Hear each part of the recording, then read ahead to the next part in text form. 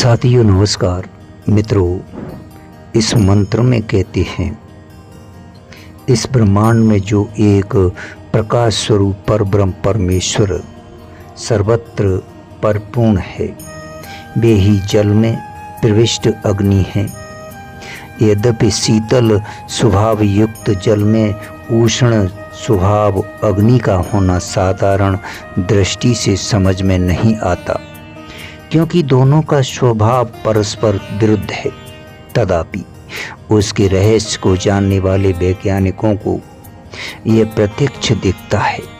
अतः वे उसी जल में से बिजली के रूप में उस अग्नि तत्व को निकालकर नाना प्रकार के कार्यों का साधन करते हैं। शास्त्रों में भी जगह जगह यह बात कही गई है कि समुद्र में बड़वानल अग्नि है, अपने कार्य में कारण व्याप्त रहता है।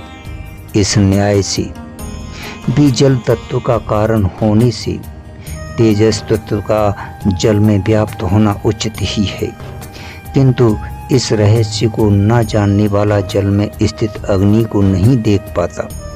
मित्रों, इसी प्रकार परमात्मा इस जड़ जगत में स्वभावतः सर्वथा विलक्षण है, क्योंकि वे चेतन ज्ञान स्वरूप और सर्वत्र सर्वज्ञ हैं तथा यह जगत जड़ और ज्ञेय है।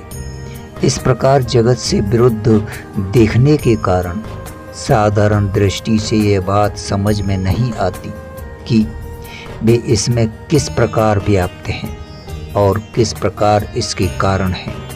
मित्रों, परंतु जो उस परब्रह्म की अचिंत्य अद्भुत शक्ति के रहस्य को समझते हैं, उनको ये प्रत्यक्ष बत सर्वत्र परिपूर्ण और सबके एकमात्र कारण प्रतीत होते हैं। उन सर्वशक्तिमान सर्वाधार परमात्मा को जानकर ही मनुष्य इस मृत्यु रूप संसार समुद्र से पार हो जाता है, सदा के लिए जन्म मरण से सर्वथा छूट सकता है। उनके दिव्य परम धाम की प्राप्ति के लिए दूसरा कोई मार्ग नहीं है। अतः हमें उन परमात्मा का जिज्ञासु होकर उन्हें जानने की चेष्टा में लग जाना चाहिए। धन्यवाद। शुक्रिया।